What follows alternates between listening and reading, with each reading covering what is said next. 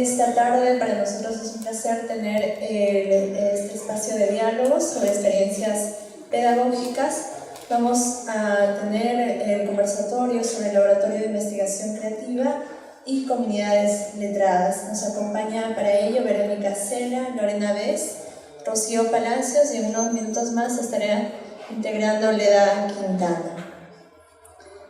Para hacer una breve presentación de las personas que nos acompañan gratamente esta tarde, Rocío Palacios es educadora, actualmente es coordinadora del programa Escribir como Lectores Perú de la Fundación SM, AL Comunidades Letradas. Recientemente ha publicado en equipo pedagógico el libro Escribir como Lectores, una comunidad que lee, conversa y escribe.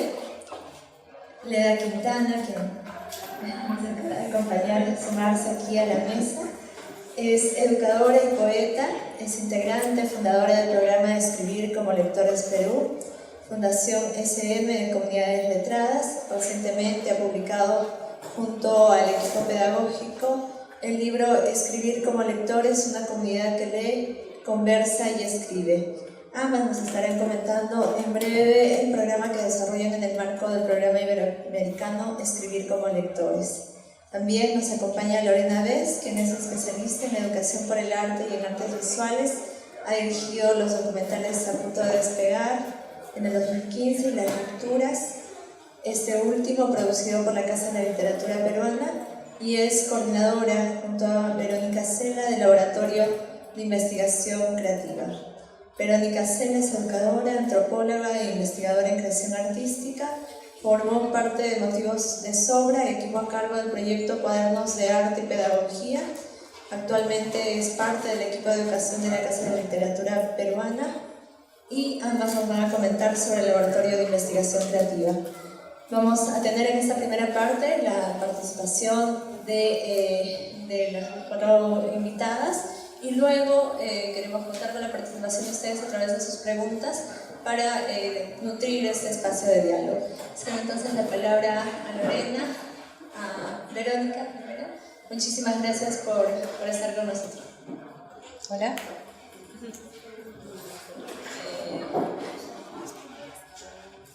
¿Sí?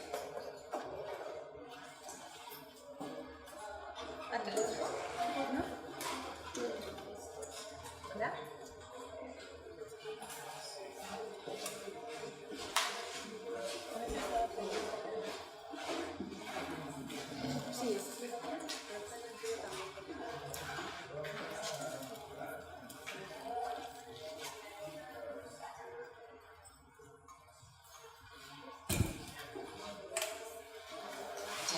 Bien, muy buenas tardes con todas y con todos. Gracias por venir, gracias por la invitación. Ahora, como decía Julia, les vamos a contar un poco cuál es la experiencia del Laboratorio de Investigación Creativa que realizamos aquí en la Casa de la Literatura. Este es un proyecto que empieza como un piloto, como una experiencia pequeña, de prueba casi en el 2016, pero que ya se ha institucionalizado y es parte de la programación constante de programas educativos de la Casa de la Literatura.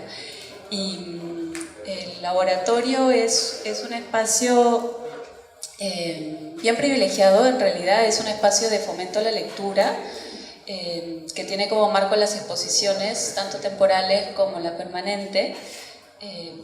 Y digo privilegiado porque tenemos el lujo de recibir la visita de una clase, una sección, un aula durante 9 sesiones de 2 horas pedagógicas cada vez, en donde vamos explorando distintos modos de leer, o sea, construimos una atmósfera, un ambiente para leer y dentro de leer suponemos leer como el acto de leer, como yo estoy leyendo acá, pero el proceso que va desde la lectura hasta la escritura o la apropiación de lo leído. Entonces, son 9 sesiones en las que vamos explorando distintos textos, distintos modos de lectura y nos los vamos apropiando con distintas estrategias, ¿no? Y como les decía, el marco siempre es una de las exposiciones que hay en curso o la permanente. La primera experiencia del 2016 coincide con la exposición de Blanca Varela, Un presentimiento de la luz. Y en esa oportunidad trabajé, primero estaba yo, empecé sola, trabajé con un grupo de quinto grado de primaria del Colegio María Pará de Bellido, que esa es otra característica que tiene el programa, que surge también de una voluntad, de unas ganas de la Casa de la Literatura como institución de entrar en relación con una institución educativa que perteneciera al centro histórico, pero que también estuviese muy cerca. El Colegio María Pará de Bellido queda a 5 cuadras, cruzando Bancay está a 2 cuadras, ¿no? Está justo después de Bellas Artes, de la Escuela de Bellas Artes. Entonces eso facilita mucho también la visita del colegio, ¿no? Durante 9 sesiones aquí a la casa, porque la mayoría se llevan aquí a cabo, ¿no? Entonces, en esa experiencia, y bueno, desde allí, desde esa visita asidua, sostenida durante 9 veces, es que empieza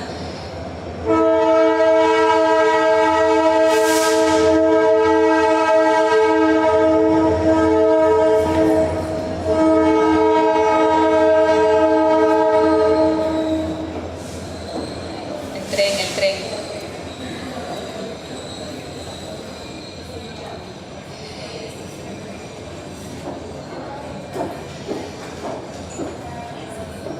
Hola. Desde la decisión de trabajar con una escuela cercana empieza ya una perspectiva, una aproximación metodológica de trabajo. Porque si trabajáramos con un colegio que le es difícil venir, ¿no? La calidad de la relación entre las instituciones, entre un centro cultural como el de la Casa de la Literatura y un colegio sería muchísimo más complejo, ¿no? Sería más difícil. En el caso de la edición que tuvimos la primera experiencia que tuvimos con Blanca Varela, trabajé. Este laboratorio, como su nombre lo dice, tiene ciertas rutas claras, que es leer, conversar sobre lo leído, apropiarse con distintas estrategias sobre lo que se lee, ¿no? Y sobre lo que se escribe, pero el marco que pone cada una de las exposiciones va a determinar la metodología in situ, ¿no? Entonces, en el caso de Blanca Varela, yo tenía claro que lo que quería era que este grupo de escolares de quinto año de primaria entren en relación con esta poeta, con esta autora, con esta escritora, con esta mujer, y para eso elaboré una serie de actividades, ¿no? Para empezar a conocerla, para recorrer la exposición. Teníamos la suerte, como trabajábamos acá, que podíamos ir siempre a visitar la exposición si es que teníamos alguna inquietud, algún interrogante o lo que fuera, pero digamos que el nodo y el corazón de lo que se volvió el laboratorio lo dio una sesión, y una vez que estábamos visitando la exposición vi que los chicos se quedaban muy, muy asombrados por el modo en el que Blanca escribía, porque en la exposición habían muchos manuscritos expuestos, y ahí cayeron en cuenta que escribir es un proceso, ¿no? Ellos también hacen borradores, pero digamos que esos borradores no son tomados en cuenta siempre en el colegio, porque lo que uno tiene que presentar es la versión final, ¿no? Limpia, sin liquid, sin borrones, sin tachones. Y en este caso, los curadores, la exposición y bueno, el ejercicio escritural de ella valoraba justamente ese proceso. Entonces me di cuenta del asombro que tenían los estudiantes al ver que estos tachones estaban expuestos en una exposición. Entonces fue en ese momento en el que decidí que esa era la ruta por la cual era más propicio ir, ¿no? Validar, en este caso, el error como parte del proceso de escritura, validar el tachón casi como un dibujo, y para muchos les puede sonar lógico, pero dentro del paradigma, dentro de los estándares de la escuela, fue entre los estudiantes una liberación, ¿no? Se sintieron liberados al poder escribir y tachar y al lado poner una palabra que consideraban que era más adecuada a la que ya habían puesto. Para los profesores fue en un principio una resistencia, porque claro, ellos como autoridad no están acostumbrados a aceptar este tipo de trabajos. Entonces fue una experiencia muy linda, liberadora, y dentro de la experiencia que tuvo la profesora que nos acompañó, la profesora de aula, al principio no le cuadraba del todo, pero con el tiempo y como el laboratorio se siguió dando, es algo que es un modo de escribir, o un modo que hace ya parte del proceso de escritura que ella ya ha interiorizado. Ella ya no corrige, no le pide que los chicos les entreguen trabajos completamente limpios y pulcros, sino ella también, pero luego de varios meses, valida y valora ese tipo de calidad estética y de proceso y de ensayo permanente, ¿no? Porque eso es algo que también sorprendió mucho a los chicos, el ensayo permanente, que es la escritura. Y eso fue lo que movilizó ese primer laboratorio. Yo no sé si mientras podemos ir pasando. Luego de cada laboratorio elaboramos una publicación que se llama Bitácora. Y en la bitácora es una memoria, es un recuento de la experiencia, pero también la idea es que este recuento esté hecho de tal manera que sirva de referencia. Entonces tiene también una función pedagógica, didáctica, que pueda servir de referencia a otros educadores y educadoras. Entonces, en el caso de Blanca Varela nos permitió volver al error una marca positiva, ya no una marca negativa dentro del proceso de escritura, sino, digamos que con quinto A la revertimos. Eso es algo que se ha ido irradiando entre otros profesores y entre los estudiantes, ¿no?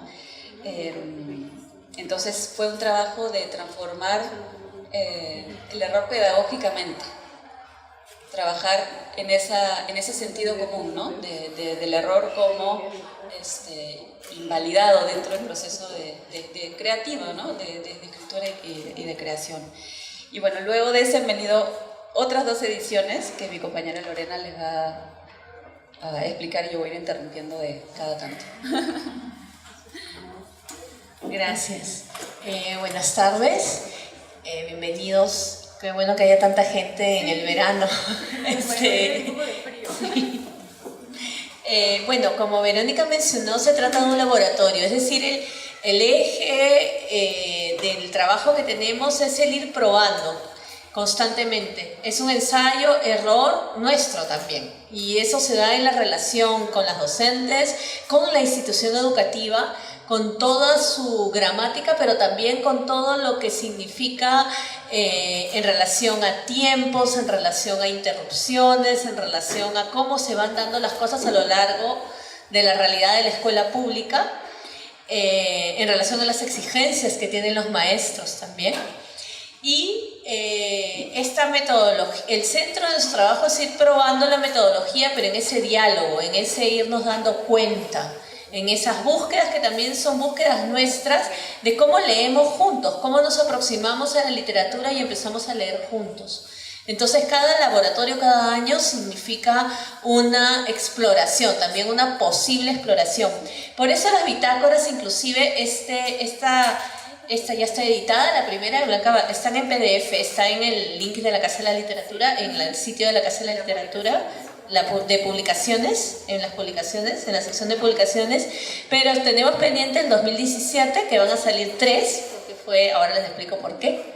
Y 2018, que va a salir una nuevamente, pero también distinta. Entonces van a encontrar que estas bitácoras, que son la forma de socializar, también es un canal para conversar ahora ya con otro público, que son los maestros o las personas interesadas en la lectura, porque también significan, no solamente colocan los pasos metodológicos o las propuestas metodológicas, pedagógicas que nosotros hemos desarrollado, sino sobre todo el camino que eso ha tenido, nuestras reflexiones y todo aquello que hemos ido acompañando y observando en los docentes y en los niños.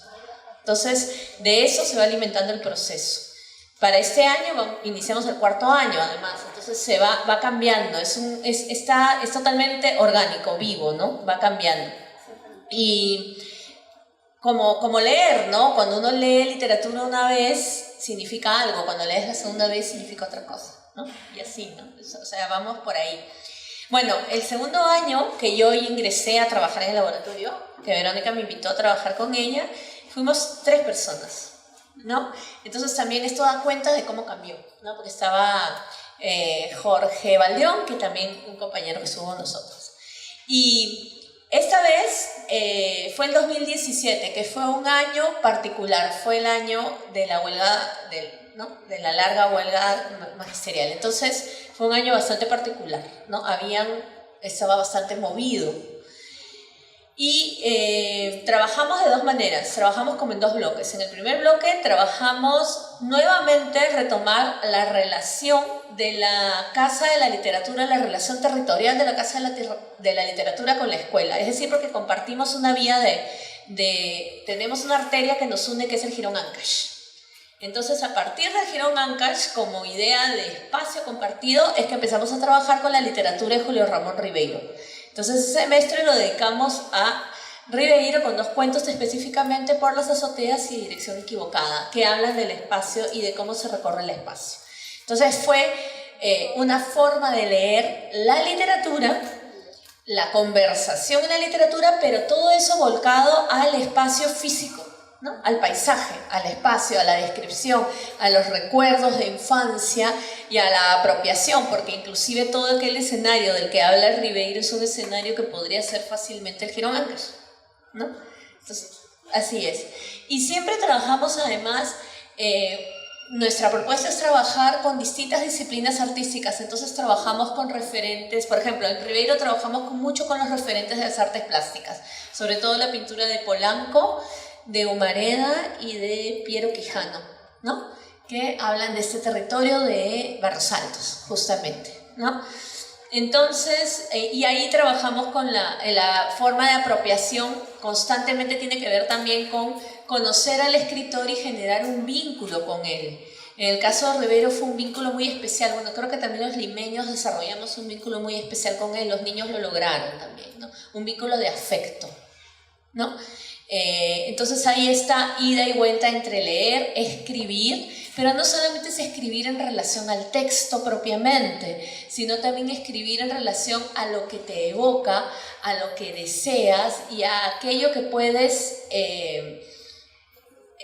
decirle a alguien que no está, decirle a aquel que escribió, ¿no? Ribeiro despertó mucho eso. Entonces ese fue el trabajo, nuevamente regresando al territorio. Y luego, como una manera, en el segundo semestre, el segundo semestre empezó en septiembre. Entonces, recordemos que tuvimos clases sábados, ¿no? Entonces fue duro, fue bastante duro y en diálogo con los maestros propusimos trabajar con el calendario cívico escolar. Entonces, ¿cómo trabajar la literatura con el calendario cívico? Y para esto ya recurrimos no a la exposición temporal, como fue el caso de Blanca Varela, sino a la permanente, que es intensidad de altura. No sé si la conocen, que está arriba, donde están la mayoría de autores. Ribeiro está allí. Y allí trabajamos con 2 fechas del calendario cívico, el combate de Angamos y el Día de la No Violencia contra la Mujer. Entonces, allí trabajamos como en 2 bloques en relación al combate de Angamos. Vimos cómo acercarnos desde la literatura y no desde los textos informativos a este periodo histórico, a la memoria de la guerra, ¿no? Entonces trabajamos con la poesía de Luis Hernández, El bosque de los huesos, las reflexiones de José María Arguedas, Amor a la patria, y vimos a Miguel Grau no como héroe, sino como escritor de cartas. Entonces eso fue algo que a los escolares y a las profesoras les cautivó, ¿no? Ver la escritura, la dimensión humana de afectos, de familia de estas personas, porque en las cartas Grau habla mucho de sus hijos, ¿no? De su familia. Además era un gran escritor de cartas.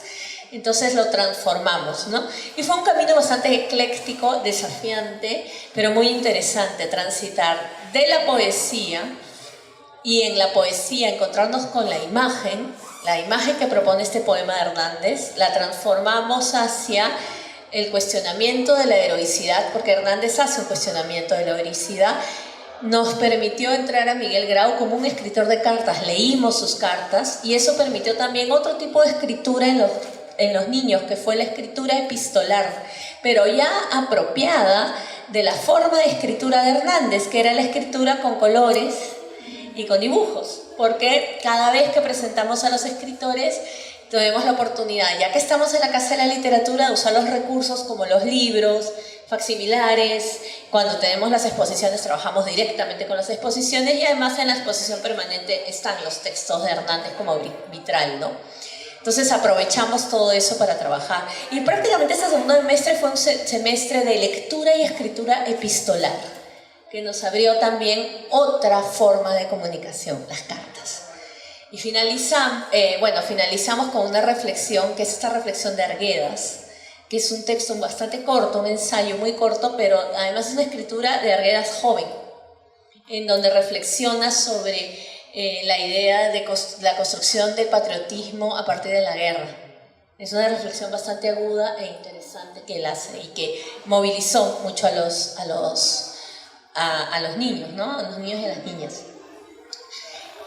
Bueno, como Verónica comentó, siempre conversamos, ¿no? Hacemos conversación literaria a partir de los textos. Y finalmente, en la última fecha fue la no violencia contra la mujer, y trabajamos un texto, no sé si conocen El trompo, de José Díaz Canseco, que es un texto que a veces se usa en la escuela y que fue una lectura reveladora por la forma en que se trabajó, pues es tal vez una de las primeras escenas de feminicidio en la literatura peruana. Y fue fue ya un trabajo a nivel íntimo. Hasta la forma de lectura cambió totalmente y la propuesta de lectura cambió totalmente. Si en las otras fue una lectura en voz alta y otro tipo de relación con el texto, el propio texto esta vez exigió una reflexión interior, inclusive una reflexión y mucha conversación para que los niños puedan identificar que realmente se trataba de un feminicidio. O sea, hasta socialmente nos mostró en qué sociedad estamos, que no podíamos verlo. O sea, el propio texto está, pero a la hora de leer no lo podías ver. El contexto, claro, no se podía entender. Entonces y claro, ese fue un trabajo mucho de conversar. Ese fue el trabajo en el que más se conversó, el texto que más exigió conversación, ¿no? Y recurrimos nuevamente a las cartas, ¿no? Y la empatía inmediata de los niños con el personaje de Chupitos, que es el huérfano, ¿no? Nuevamente fue una necesidad, tuvo de comunicarse con él a través de la palabra escrita, ¿no? Y de que además eso quede, esas cartas se queden, ¿no? Entonces fue como el segundo año y el tercer año, el segundo año, ¿no es cierto? Estamos en el cuarto. Y bueno, de allí van a salir 3 bitácoras, porque justamente se trabajaron como 3 formas distintas de abordaje, por también la situación en la que estábamos. Y como les digo, es un laboratorio en que se va probando. En cada momento también vemos qué necesidad tenemos de trabajar más cerca del maestro, ¿no? Para que el maestro se apropie, pero también no solo integre, sino cree a partir de este laboratorio, porque las maestras participan del laboratorio, ¿no? Cree su propia forma de trabajar la literatura en la escuela, ¿no? Y bueno, el año pasado fue la Casa Sin Puertas sobre literatura amazónica, y como seguro queda poquito tiempo, realmente ¿quieres? ¿Sí? Sí, pues La Casa Sin Puertas, no sé si alguno de ustedes la pudo ver, la exposición, ¿alguno la vino a ver? No, bueno, ha cerrado hace relativamente poco. Y claro, fue un acercarnos a un mundo que incluso para nosotras no era del todo conocido, o sea, porque esta exposición abordaba la literatura urbana entre los años 40 y 80 del siglo pasado, del siglo XX. Entonces, habían autores que sí conocíamos nosotras dentro de nuestra lectura, dentro de nuestro bagaje, a Francisco Izquierdo Ríos, a César Calvo, pero había todo un imaginario con el cual no estábamos tan familiarizadas, nosotras tampoco. Y los chicos, los estudiantes, menos aún. Entonces, menos aún digo porque en la escuela no se trabaja mucho más. La literatura que se trabaja es una literatura más capitalina, más urbana y en todo caso más andina. Los referentes son más andinos, no son tan amazónicos. Por eso que digo que no están tan familiarizados. Y esta poca familiaridad también genera que se construya un imaginario muy exotizante de lo que es la selva. Y la idea de que en la selva sí hay mitos, hay leyendas, hay mosquitos, hay animales, pero no hay necesariamente personas. O sea, es algo con lo que nos topamos en el recorrido. O sea, ¿qué cosa es la selva? Y nos seguían diciendo este tipo de referentes, ¿no? Entonces, menos escritores, literatura urbana. Entonces fue un desafío muy, muy gratificante porque fue no solo tratar de incidir en crear situaciones de lectura, atmósferas, condiciones propicias para generar una disposición para leer, ¿no? Sino fue entrar en un paradigma cristalizado de lo que es la selva, de lo que es la Amazonía, ¿no? Entonces, el 2018 hemos empezado, no lo trajimos, ¿no? Hemos empezado a trabajar con un cuaderno de trabajo donde seleccionamos una serie de textos de autores que estaban en la exposición y que creíamos pertinentes para trabajar en el laboratorio. Entonces, el año pasado ha sido el primer año donde cada estudiante recibió un cuaderno de trabajo con los textos impresos, fotocopiados y con hojas en blanco para que puedan escribir, dibujar y realizar todas las actividades que hacíamos. Entonces, ese fue el primer, ¿no? Como Lori, como yo estábamos diciendo, todos los años vamos cambiando porque también vamos afinando la sensibilidad con la cual vamos interactuando. Si bien muchas de las profesoras con las que trabajamos, hay una con la que estamos trabajando hace 3 años casi, siempre hay que renovar, digamos, esa relación y esa aproximación cada año, y cada año pedagógicamente y cada año temáticamente con las exposiciones que tenemos. Entonces, este último año, en el 2018, fue como agrietar un poco esa idea cristalizada de lo que se tenía de la Amazonía. Entonces fue leer poesía escrita en ciudades amazónicas, ahí combinamos, ¿no? Hemos visto narrativa, hemos visto poesía, pero también hemos utilizado un componente audiovisual muchísimo más fuerte que en otros años, y lo hemos usado no de modo informativo, como puede ser usado en el colegio, sino dándole una aproximación más estética. Quiere decir que hemos usado, por ejemplo, vimos no sé si lo han visto, el documental Radio Belén. ¿Lo han visto? Lo usamos como puerta de entrada para empezar a imaginar de otro modo lo que es la Amazonía, ¿no? Junto con un poema que se llamaba Ventana al Río. Entonces, hemos usado lo audiovisual como dispositivo no informativo de, ya, sí, esto es la selva y hay tales animales, sino para crear atmósferas sensoriales más que de información concreta. Entonces, ir creando una atmósfera propicia y de confianza también, y de sugestión y de curiosidad, para poco a poco ir entrando en los textos propiamente dichos. Ciertamente hemos ido alternando, nunca hemos dejado lo audiovisual. Otra sesión trabajamos con imágenes, con puras imágenes, efectivamente de animales, de ríos, de mapas, para ir entrando en lógicas que nos iban a proponer los textos que íbamos a leer. Hemos leído un texto de Francisco Izquierdo Ríos que se llama Gavicho, ¿no? Que es un texto muy lindo y así largo y con un lenguaje un poco quizá complejo. Los niños se han quedado como muy, muy, muy prendidos, muy emocionados, ¿no? Porque es la travesía de un niño luego de su clase de geografía por el Amazonas hasta llegar al Atlántico, ¿no? Pero también hemos usado textos un poco más contemporáneos como Cayapo, de Rumril, y también hemos tomado para ambientarnos, para entrar también en otro estado, para imaginar de otro modo, darle otro sentido a lo que leíamos y al espacio del territorio sobre el que estábamos hablando. También hemos trabajado con Ícaros. Entonces, esta edición este año ha sido muchísimo más compleja en la cantidad de recursos que hemos usado, ¿no? Porque la exposición nos lo sugería, porque sí creíamos necesario que era importante cruzar varias miradas para poder hacer que se entrara muchísimo más fácilmente a los textos.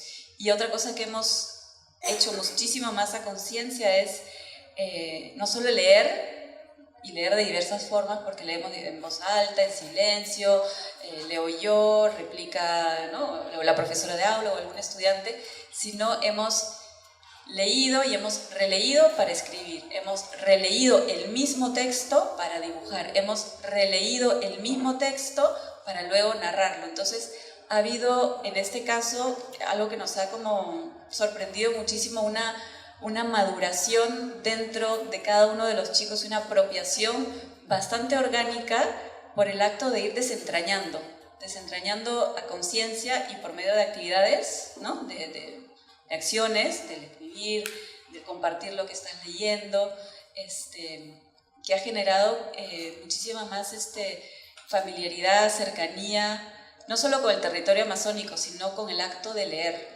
Ahí hemos notado, sí, con bastante sorpresa y placer y gusto, un desarrollo de una confianza mayor por este acto que puede parecer repetitivo, aburrido, que vamos a volver a leer lo mismo, sí, pero es para otra cosa. Entonces van encontrando nuevos significados, nuevos sentidos, ¿no? Entonces ese ha sido el carácter que ha tenido la edición del 2018 de La Casa Sin Puerta. No sé si me estoy olvidando de mencionar algo. Yo creo que no, que lo principal, como tú dices, ha sido leer, y también, o sea, nosotras mismas le encontramos el sentido lo más básico, o sea, un sentido más profundo al leer. Sí. O sea, las implicancias de leer, desde el propio sonido de tu voz, ¿no? Sí. Desde compartir tu voz, desde leer en coro, desde cómo suena cada palabra, que decir fulgurante tiene un sentido distinto a decir fosforescente, ¿no? Y a ver palabras, a entender cómo suenan, qué significan, de dónde vienen, qué universo te abren, qué imaginario te abren. Entonces hubo una confianza también de parte de nosotros para superar esa práctica de pasar a otra cosa, ¿no? Sí, en realidad desentrañar, pues es verdad que también el fragmento, esta vez nos atrevimos más a trabajar el fragmento, no el texto completo necesariamente, pero sí el fragmento, ¿no? Entonces eso fue, y seleccionamos, ¿no? En algunos casos con ellos y en otros casos nosotras previamente. Eso también es importante. Nosotros hacemos una selección previa de los textos que vamos a trabajar en todos los laboratorios. Esta selección se da y a veces se mantiene y otras veces se altera, ¿no? Por lo mismo que sucede. Y esta vez elegimos fragmentos, ¿no? Porque el fragmento nos daba la posibilidad de encontrar el detalle. Entonces fue también interesante transitar entre lenguajes, porque el cine, que es lo que usamos, el audiovisual, trabaja mucho con el encuadre, que es el fragmento de la realidad, y nosotros trabajamos con el fragmento del literario. Entonces también nos dio la oportunidad de indagar en esta forma, ¿no? También, ¿no? De algún modo, ya para cerrar, creo que el laboratorio se está complejizando porque se está simplificando. O sea, lo que quiero decir, en el del 2017 nos proponíamos, ya vamos a leer tales textos para generar tales productos. Y este año decidimos no plantearnos la idea ni el objetivo de terminar el laboratorio con el producto del libro cartonero, por ejemplo, que es una vía posible, pero nos estamos dando cuenta que la complejidad y la profundidad y la densidad a donde empecé diciendo que era un lujo, a la que podemos llegar teniendo 9 sesiones de 2 horas pedagógicas cada vez, es llegar a la simpleza del acto de leer, de escuchar nuestras voces, de escucharlas repetidas veces. Entonces estamos de algún modo como tallando y y barriendo un poco, sacando un poco lo que nos parece accesorio para quedarnos con el acto mismo de leer, de reflexionar y de compartir y de conversar. Hemos grabado muchísimas las voces de los chicos leyendo, vamos a colgar unos videos en YouTube de ellos también, y van a darse cuenta de la simpleza, pero ahí está como la humanidad y la conexión con ellos mismos, ¿no? No hay una cosa, estamos tratando de no hacernos de accesorios que parezcan más grandilocuentes, sino dejar el cuerpo leyendo, el cuerpo narrando, y por esa ruta estamos yendo. Sí, creo que eso es.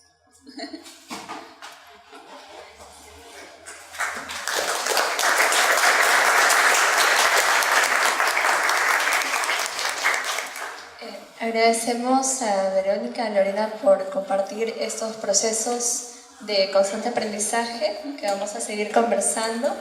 Ahora vamos a escuchar a Rocío y a Leda, que nos van a comentar sobre comunidades letradas que se desarrollan en el marco del programa iberoamericano Escribir como Lectores.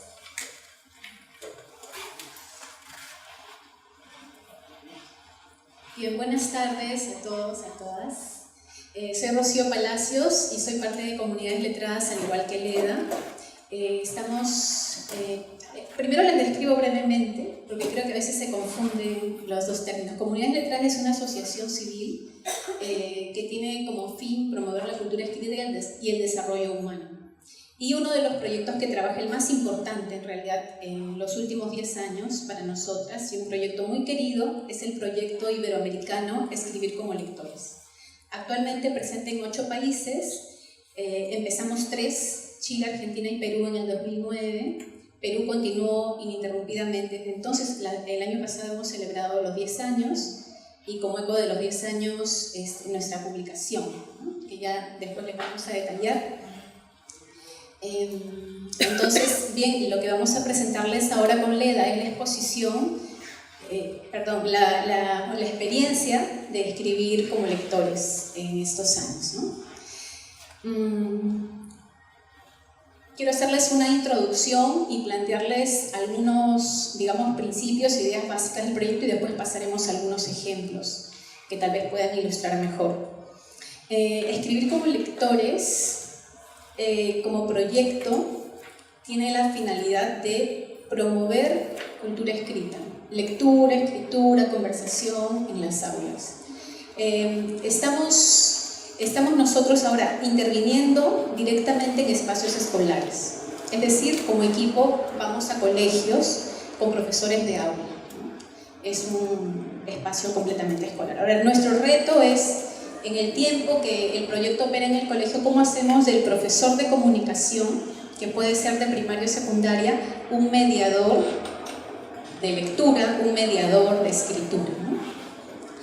En los colegios generalmente existe ya una cultura escolar y muchas exigencias del medio, ¿no? Hay que avanzar el programa, tenemos 12 libros para leer y tenemos que cumplir nuestros controles de lectura, la evaluación. Entonces tenemos muchos retos por delante, porque lo que hemos descubierto en estos 10 años es que necesitamos centrarnos, de repente, como decían ustedes también hace un rato, ir simplificándonos para profundizar.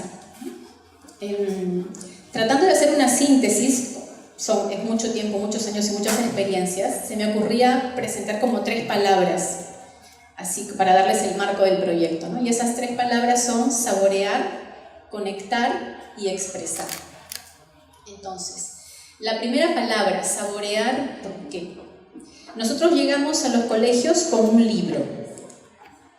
Acá tengo uno, este lo hemos trabajado el año pasado, Rayito y la princesa del Médano, de Óscar Colchado Lucio, y hemos trabajado con otras obras también, A pedir de boca de Percy Galindo, entre otras. Hasta ahora llevamos unos 7 libros más o menos trabajados con los estudiantes.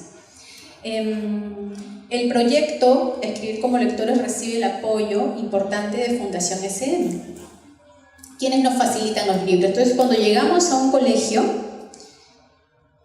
previamente conversado, con autorización de la dirección y con digamos, la voluntad de los maestros para participar de un proceso de formación, llegamos también con materiales educativos, que en este caso es un libro, que tiene que tener ciertas características. Tiene que ser de autor peruano y el autor tiene que estar vivo. Porque hay un momento en el proyecto en que los chicos conocen al autor, se leen mutuamente, etc., ¿no? Entonces tiene que ser autor peruano. Llegamos a los colegios y bueno, encontramos las presiones que ya hace un momentito les había señalado, y tenemos que enfocarnos en el primer espacio, en el primer momento, que es el saborear. Nosotros llegamos con un libro y ese libro nos da para 4 meses más o menos. Nos dicen, no, porque si me quedo 4 meses con este libro, luego me va a faltar tiempo para completar mi plan lector, ¿no? ¿Cómo voy a hacer? Tengo que avanzar. Entonces, no, tenemos que saborear. Porque no se trata de leer una obra literaria como leemos cualquier tipo de texto. Cuando leemos para informarnos, podemos leer de manera muy rápida y arribamos a datos que necesitamos y los utilizaremos. Pero cuando hablamos de lectura literaria, necesitamos profundizar. No se trata tanto de la cantidad, sino de cuán profundo puedes leer, cuánto puedes conectarte tú con el texto, ¿no? Entonces, leemos para poder imaginar, leemos para poder sentir, leemos para poder reflexionar. Para nosotros es muy importante y es el punto de partida inicial con los maestros, con ellos como lectores primero, como lectores y escritores, y después ellos con sus estudiantes, ¿no? Un hallazgo importantísimo, que creo que ya todos lo sabemos, pero lo hemos reafirmado nosotros en el proyecto, es que el elemento clave para un proceso, digamos, de lectura y escritura es el mediador, en este caso el docente, el profesor mediador, ¿no? Y bueno, es un reto para ellos el leer de esa manera, porque muchas veces en la formación inicial o en las experiencias previas de lectura no se les ha enseñado, digamos, a leer literatura, a disfrutar la literatura, la lectura, y nos toca a nosotros propiciar esas experiencias con ellos, ¿no? Con muy buenos resultados, porque siempre hay mucha apertura y porque los hombres y las mujeres necesitamos realmente el espacio de detenernos, de jugar con el pensamiento, de crear, de cuestionar, de ir saboreando.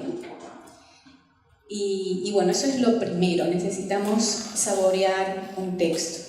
Leemos para sentir, para imaginar, para pensar, con nuestros profesores. Y luego ellos también darse el tiempo de leer con sus estudiantes, con estas finalidades que ya hemos mencionado.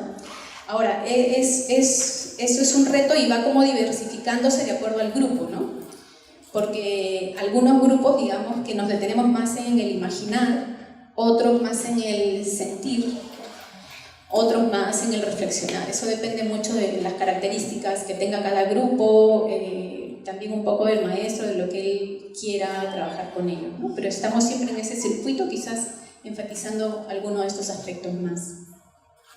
Y bueno, con esto el proyecto está desarrollando una de las características, de las condiciones de la cultura escrita, que nosotros, basándonos en Judith Kalman, denominamos disponibilidad, ¿no? Poner un texto al alcance de los estudiantes como propiedad de ellos, porque se entrega el libro, digamos, como donación, ¿no?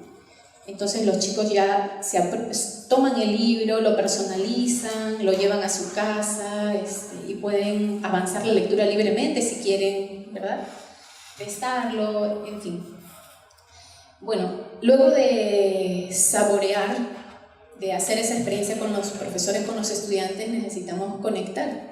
Y es que cuando vamos leyendo es fácil poder ir recordando de repente experiencias que hemos podido vivir nosotros, semejantes a las de algunos de los protagonistas, o también relacionando ese texto que leemos con otros textos que ya hemos leído previamente, y muchas veces también con textos que de manera planificada, estamos en un espacio escolar, con los maestros vemos que es posible hacer conexiones, ¿no?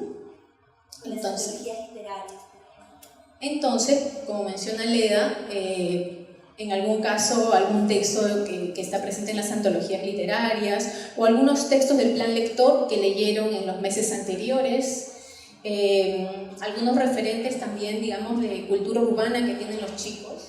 Nosotros cuando llegamos, por ejemplo, a la zona de Chorrillos, encontramos un fuerte movimiento de cultura urbana, de chicos que hip hopean, que hacen grafitis, ¿no? Y todas esas prácticas letradas, digamos, son también escritura, ¿no? Y nos interesa que ellos puedan conectar la obra con esas experiencias, con esas ideas, con esos cuestionamientos que están ahí. Entonces vamos conectando un poco, digamos, con otros textos literarios, con otras experiencias culturales que pueden tener los estudiantes, conectando también con textos no literarios, porque en muchas ocasiones también podemos hacerlo, ¿no? Entonces es importante esa conexión.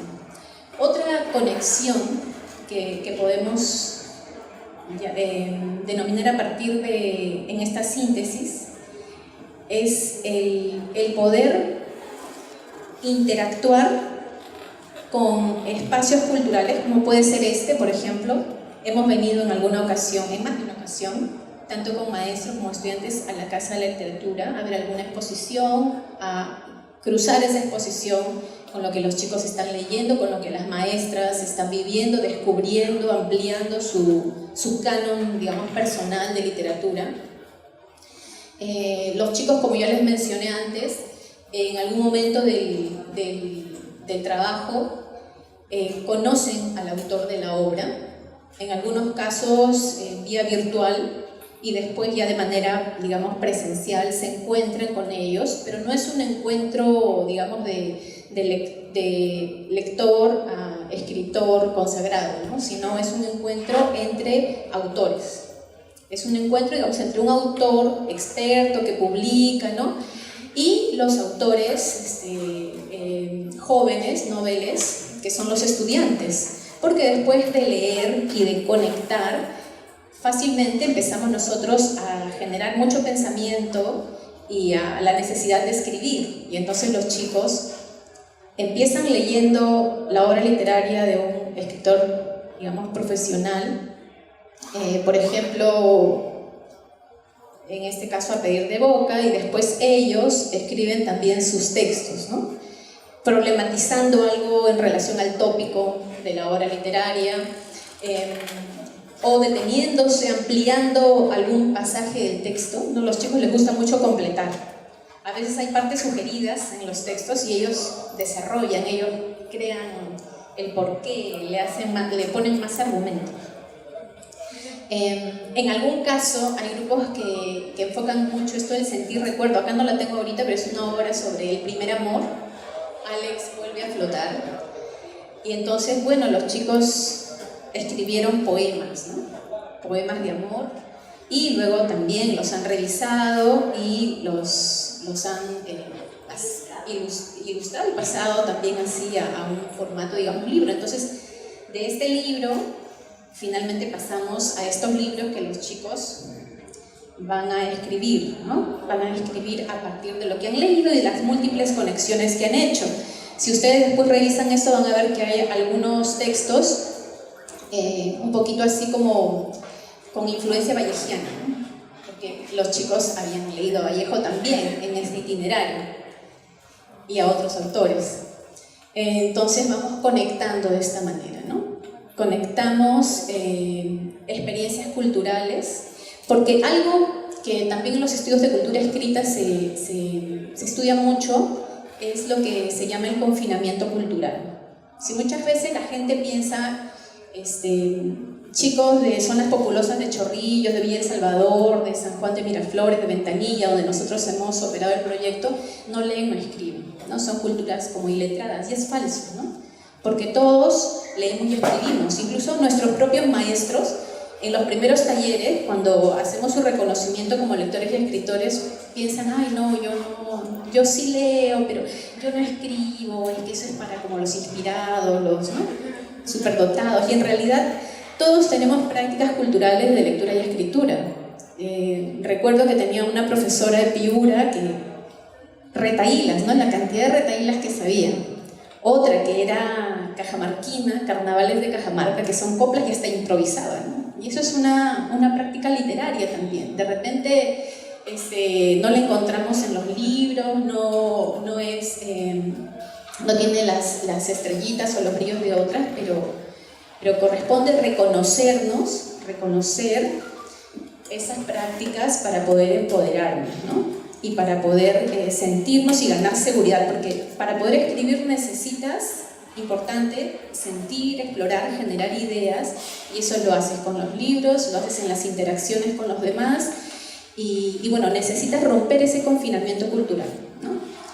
A veces se piensa que la cultura está fuera de uno, se piensa que está allá donde están los libros, la biblioteca ordenadita, bonita, o en los museos, o está, bueno, en esas personas que tienen títulos, ¿no? Pero en realidad, en nuestra entrada, también trabajamos por poder reconocer esas prácticas letradas que nosotros tenemos y que generamos. ¿Quién no escribió o escribe por ahí sus poemas, sus cartas de amor, sus reflexiones personales, su diario, en fin, textos convencionales o no, pero que son prácticas importantes. Necesitamos también poder saber que yo puedo interactuar. A mí me encanta este espacio de la Casa de la Literatura porque abrió una puerta para, digamos, que las personas puedan tener acceso, ¿no?, a otras experiencias, para que puedan conocer, por ejemplo, ¿no?, la Casa Sin Puertas, la literatura amazónica, para que puedan venir y ver esas hermosas ilustraciones. ¿Cómo se llamaba la exposición? Mi casa es linda. Recuerdo cómo la disfrutamos con las maestras cuando vinimos. En fin, ¿no? Y también valorar, recuerdo esa experiencia porque impactó mucho. Ese año fue el año de la gloria porque escribieron y también ilustraron. Como que se desató la mano. Y los chicos trabajaron mucho historietas, trabajaron pequeños grafitis, hacían como, digamos, como estampas, imágenes con frases, ¿no? Y con diferentes estilos. Es interesantísimo porque luego ellos dicen no sé dibujar tal y de pronto tú hasta encuentras lo que los influencia a ellos, ¿no? A veces manga.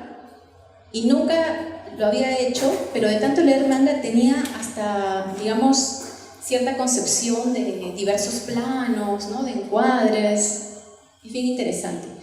Algo más naif, en fin, ¿no? Vamos ahí pasando al momento de la tercera parte, que es la expresión. Entonces nosotros saboreamos. Nosotros conectamos con experiencias, conectamos con otros libros, conectamos con personas.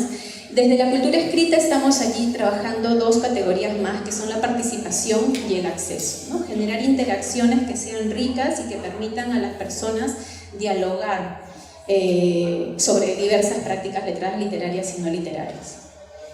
Y bueno, después el momento de la expresión, ya un poquito he entrado a eso, que es y aquí es algo importante también, el poder romper con ciertos parámetros que también son fuertes en la escuela, ¿no? Por ejemplo, nosotros al inicio teníamos muchas resistencias para poder trabajar la parte de la revisión, porque era una revisión como muy simplificada a simplemente lo gramatical o lo ortográfico.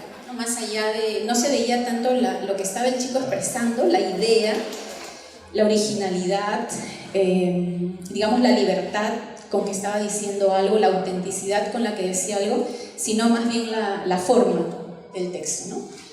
Y también hemos no roto, sino abierto las puertas. Y eso ha sido un desafío grande, pero hemos tenido y hemos contado con el apoyo de las maestras, de los directivos, etcétera, y los chicos, para, por ejemplo, que el graffiti que la canción, que el hip hop ingrese al aula, ingrese a la clase de comunicación, como texto que nos sirve como de puente para después ir pasando a otros textos, ¿no? Porque se considera que esto pues no es lo convencional, no es lo que se espera. Aquí hay un tema importante para trabajar que trabajamos con los maestros, que es la actitud que ellos tienen, ¿no? Un poco también lo mencionaban antes Lorena y Erika, y Verónica, porque nosotros en nuestra cultura escolar hay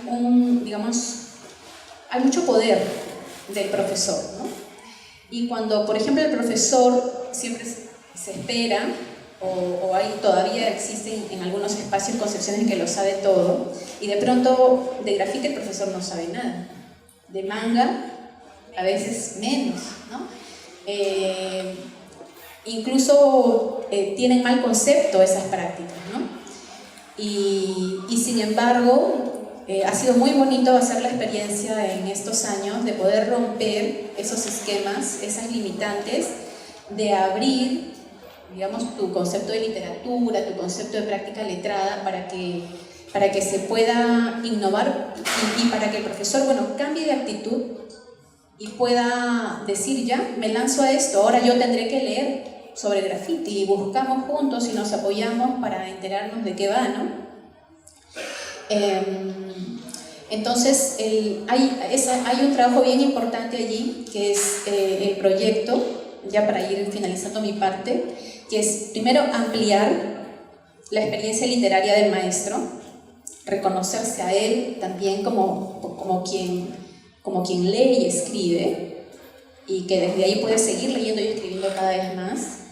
Hay un aspecto importante de romper, digamos, de cambiar, de modificar las relaciones de poder dentro del aula, de poder sentirnos también aprendices, de poder abrirnos a revisar las ideas, el contenido, de valorar eso más allá de simplemente la forma, aunque no olvidamos eso, ¿no? También llegamos a revisar la forma del texto y si por ahí tenemos que corregir la concordancia, pero no es lo primero, no es lo prioritario, ¿no?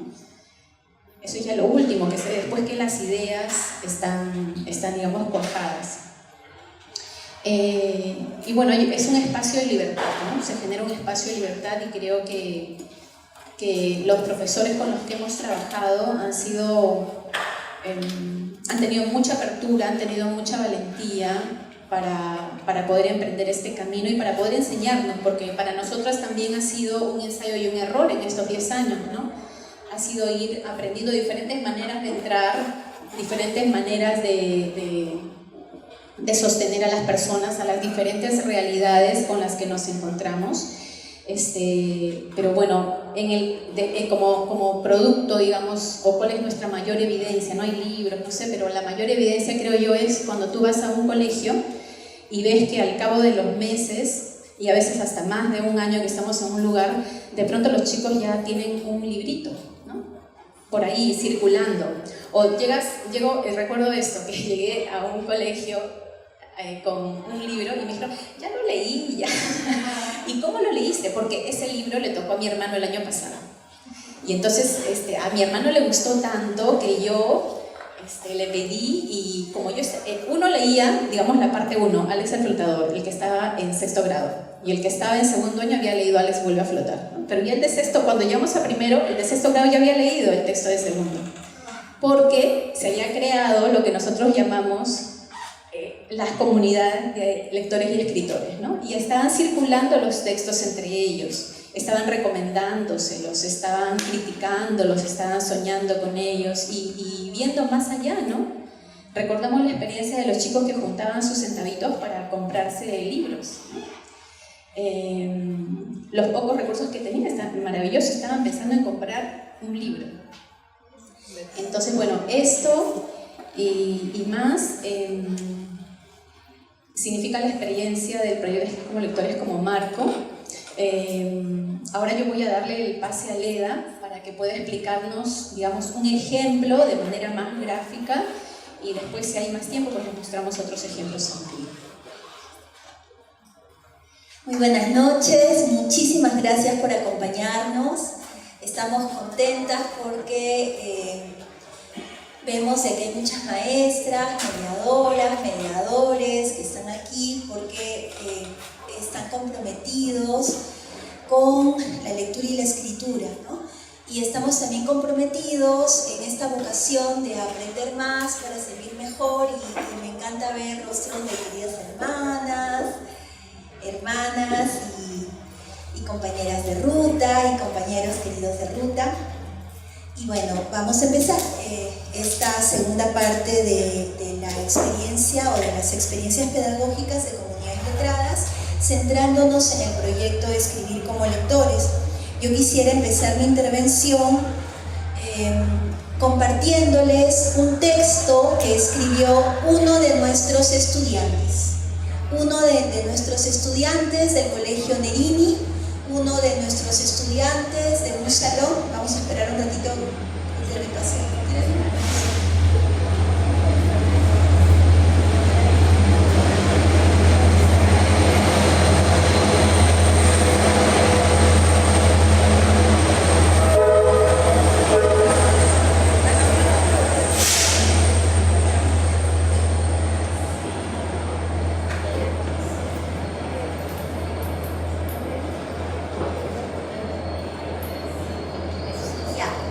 Entonces, Michelle era estudiante de segundo de secundaria, del salón de los peores del colegio, del salón de los repitentes, del salón de desahuciado, y desde una lógica del déficit, las profesoras, la directora creían que no se podía hacer nada en ese salón, ¿no? Que ellas afirmaban con mucha convicción que esos chicos no leen y no escriben nada, ¿no? Y sin embargo, al final de todo un proceso que les voy a comentar, él logró escribir esto.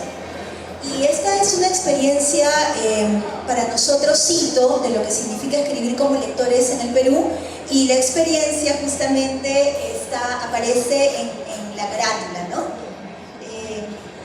Y nos costó mucho. Acá quisiera un momentito que se pongan de pie Milagrito Salas, Felicitas Espino, Rocío Gamarra, que son parte de Comunidades Letradas. Por favor, un ratito pónganse de pie porque somos un equipo, somos una comunidad pedagógica, y este libro es fruto de una comunidad pedagógica y ellas son autoras de este libro. Estamos muy orgullosas de haber, luego de 10 años del proyecto Escribir como Lectores en el Perú, estamos en verdad muy orgullosas de seguir los pasos de José María Arguedas, porque creemos que se puede construir conocimiento pedagógico, que las maestras y los maestros de escuelas públicas, como somos nosotras hemos trabajado muchos años en la escuela pública como maestras de aula y hemos trabajado muchos años como formadoras docentes.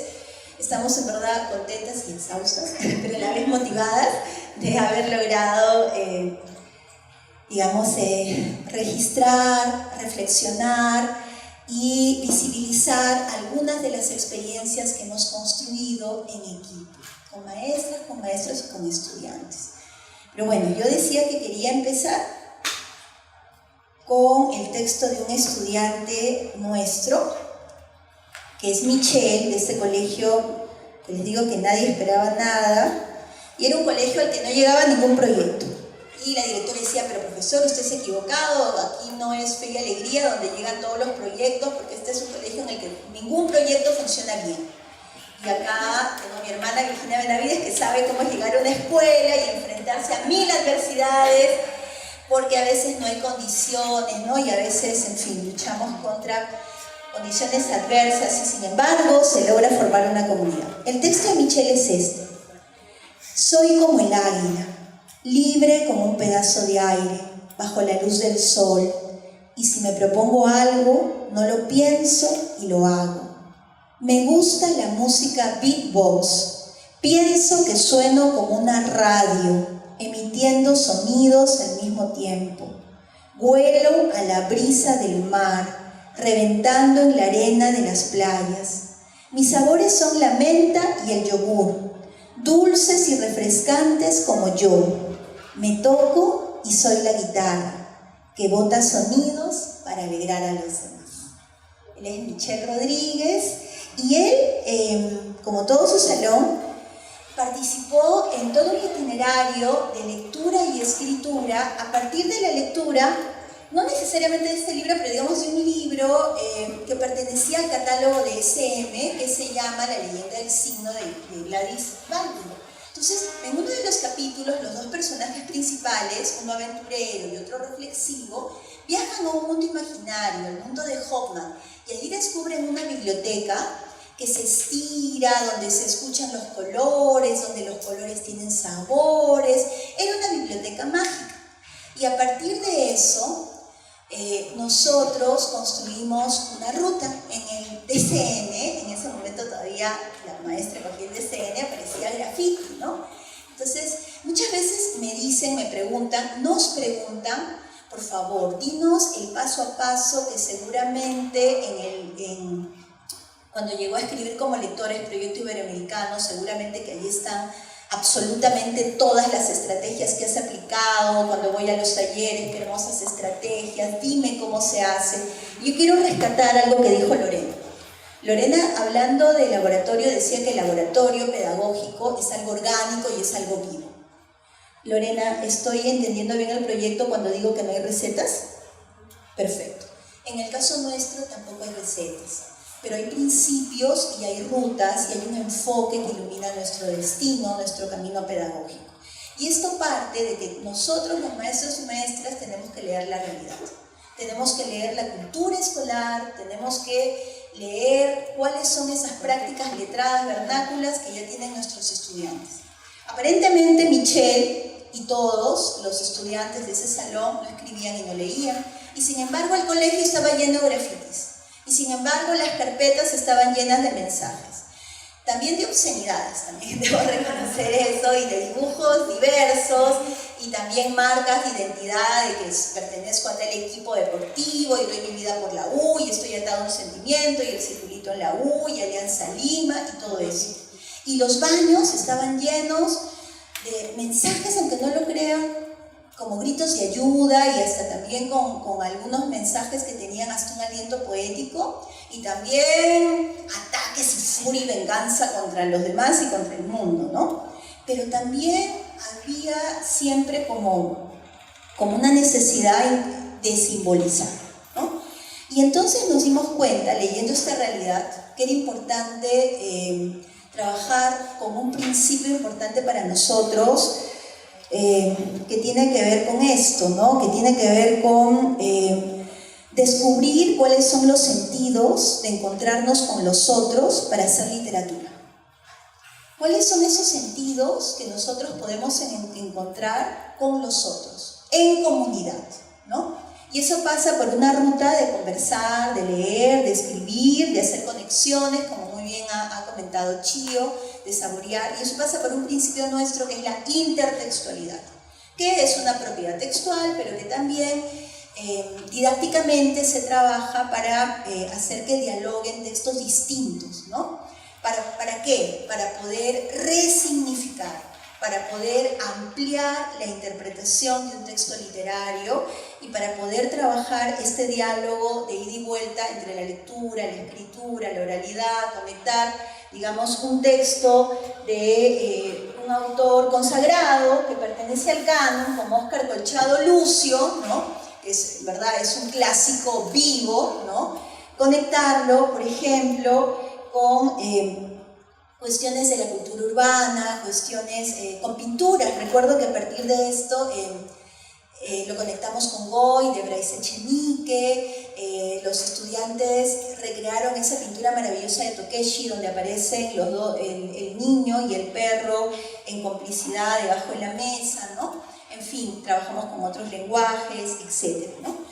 Entonces, ¿de qué se trataba? Se trataba de leer estas situaciones, de leer cuáles eran las prácticas letradas, y a partir de la lectura de esta biblioteca mágica, leímos El río de Javier Herot y creamos una ruta para que ellos puedan expresar poéticamente quiénes son. Había un propósito de escritura, porque nuestro proyecto empezó como club de escritura, luego primero se llamaba Club de Escritura Telémaco, les cuento la historia, y era auspiciado por La Rioja. Y empezó desde la Asociación Apeleta. Luego se convirtió en el proyecto Escribir como Lectores, y ahora somos un programa, Escribir como Lectores. La página web lo pueden ver, como muy bien les dijo Chio, es un programa iberoamericano, pero el Perú no es que hace calco y copia digamos, de las directrices iniciales de Perú, de España, ¿no? Sino que nosotras hemos hecho un camino, una construcción. Y el sello de Perú, que no lo tienen los otros países, es dialogar con las prácticas letradas vernáculas. Es dialogar, en este caso, que les comentamos, con los grafitis. Nos parecía potente y sugerente y retador y rompesquemas que un libro de didáctica de la lectura y la escritura, porque este libro, bueno, saben, pertenece a la colección Somos Maestros de SM, y nos parecía potente como un libro de didáctica de la lectura y escritura y de la literatura empiece con unos grafitis, con una práctica de cultura urbana, ¿no? Creo que los maestros tenemos el reto de cambiar nuestro enfoque de lectura, porque el enfoque de lectura de antes estaba centrado en una parte del texto de una manera mecánica, de una manera descontextualizada. Luego avanzamos más y desde el enfoque comunicativo textual nos centramos en el texto, ¿no? En escribir con un propósito, leer con un propósito, pero ahora hemos dado otro paso más, porque desde el enfoque sociocultural y desde el enfoque de las competencias, nosotros estamos centrados en esto, en la carátula. Nosotras estamos centradas en ¿qué? Dime qué es lo primero que ves. Bueno, ya está clarísimo. ¿Qué vemos? Exacto. Vemos a unos jóvenes, porque nuestro enfoque sociocultural está centrado en los sujetos. Hay todo un cambio epistemológico. Ya no estamos centrados en el texto, en la estructura del texto, en la macroestructura, en la microestructura, en los apartes de Van Dijk. Eso suma y está muy bien. Pero ahora estamos centrados en el sujeto. Es un cambio epistemológico. Estamos centrados en lo que escribe Lluvia, en lo que lee Lluvia, que es una adolescente que ahora en verdad es maravillosa, que nos acompaña en primera fila, ¿no? Estamos centrados en lo que hacen los estudiantes. ¿Y qué hacen los sujetos? Leen, escriben, conversan. Estamos centrados en lo que ellos hacen con los textos. Los textos nos siguen importando, pero nos importa más qué es lo que ellos hacen en comunidad. Y ahora el objetivo no es tanto, sí es, pero más que eso, más grande que eso, no puede ser solamente elevar el nivel de comprensión lectora, ¿no? Nosotros vamos, como decía Rocío, a construir una comunidad de lectores y escritores. Y eso es más grande más profundo que entrenar, que la lógica de entrenar para las pruebas de comprensión lectora, ¿no? Porque desde la perspectiva sociocultural nos abrimos a todas estas experiencias de leer el mundo, de todas estas experiencias de poder dialogar con referentes diversos, ¿no? Con diferentes estéticas, con diferentes realidades, diferentes estéticas como Luchito Hernández, o como les contaba Javier Herod, con diferentes géneros literarios, con diferentes realidades, porque hay representaciones de Perú, pero también hay representaciones de la selva, representaciones del mundo andino, de Guaitará, y por otro lado, también a veces hay representaciones de mundos mágicos, como el mundo de Hono. Exacto, y también la cultura digital y todo eso. Bueno, volviendo al ejemplo de Michel, les propusimlo que ellos hagan una lista de lo que sienten, de lo que ellos recuerdan desde su imaginario, que han olido, que han saboreado, que han tocado, que han visto en su infancia, ¿no? Entonces, por ejemplo, en la lista de Michel estaba el yogur, estaba el mar, porque es chorrillano, estaba la arena, estaba todo eso, ¿no? Y luego les pedimos a los chicos que se pongan una hoja en la espalda y que coloquen solamente lo bueno de cada compañero, o sea, lo mejor. Entonces, por ejemplo, colocaban, juegas muy bien el fútbol, bailas muy bien, escribes bonitos poemas, ¿no? Entonces solo era lo mejor. Y a partir de eso, a partir de ese recojo de información, esto es una estrategia de planificación de la escritura, ellos han juntado, ha sido como un tejido, ¿no? Porque por un lado tenían el insumo de su lista de sensaciones, con las que ellos identifican desde su infancia, sus olores, sus sabores, sus texturas, ¿no? Y tenían por otro lado otra lanita para tejer su poema. Tenían la lanita de que los demás ven una serie de cualidades, ¿no? Entonces tenían los ojos de la alteridad del otro, del compañero, ¿no? Y tenían también todo este recojo de información de las sensaciones, y tenían el modelo textual del río, porque en el río se procesa simbólicamente la identidad, ¿no? Yo soy un río, a veces soy cristalino y transparente, ¿no? A veces, ¿no? Soy fuerte, soy violento, ¿no? Toda esta construcción simbólica, que quiero llegar a los corazones, etc. Entonces, a partir de ese modelo textual y a partir de todas estas sinestesias que habían encontrado en el libro, ellos tejen con estas imágenes de ellos mismos y con estos insumos que les dan sus compañeros, empiezan a tejer estos poemas, como el poema que les he leído de Michel, donde él se compara con un águila, donde dice que sus colores, sus olores son de la libertad, que quiere alegrar a los demás y todo esto. Ellos escogen los versos que más representan lo que ellos son. ¿Por qué? Porque el proyecto final era crear un grafiti. Ellos estaban entusiasmadísimos en la posibilidad de crear un grafiti. ¿Y qué hacen ellos? Ellos lo que hacen es escoger cuáles son esos dos versos potentes, ¿no? Y lo que hacen ellos es colocar sus dos versos potentes en el salón de clase. Ellos colocan estos dos versos potentes con el nombre de cada uno de ellos en el salón de clase. ¿Por qué? Porque para nosotros otro principio importante es la autoría. Tradicionalmente, en mis épocas por lo menos, o incluso después, se hace una antología con los mejores textos. Un principio de nuestro proyecto es que todos son lectores creativos y todos son autores. Entonces, ellos construyen autoría todos y todos viven este camino, ¿no? Entonces, se hace todo un equipo de producción del proyecto, es un proyecto que dura como 3 semanas, ¿no? Y luego de seleccionar estos versos, ellos los colocan en el salón de clases. La directora estaba contenta, los profesores, ha sido todo un trabajo de diálogo muy, muy fuerte, los chicos y las chicas estaban emocionados y finalmente inauguramos el proyecto de los grafitis poéticos, ¿no? ¿Qué principios están detrás de los grafitis poéticos? 1, conocer y dialogar con las prácticas letradas vernáculas. 2, poder trabajar la intertextualidad de manera creativa, ¿no? 3, trabajar el principio de crear, de leer en comunidad, descubrir sentidos de la vida y sentidos de nosotros mismos y construir una identidad de lectores y escritores totalmente distinta a la lógica del déficit de chicos repitentes, chicos que no escriben nada, ¿no? Y también por otro lado, revisar mucho, leer mucho, porque se dieron cuenta que en este proceso de escritura habían como muchos borradores, ¿no?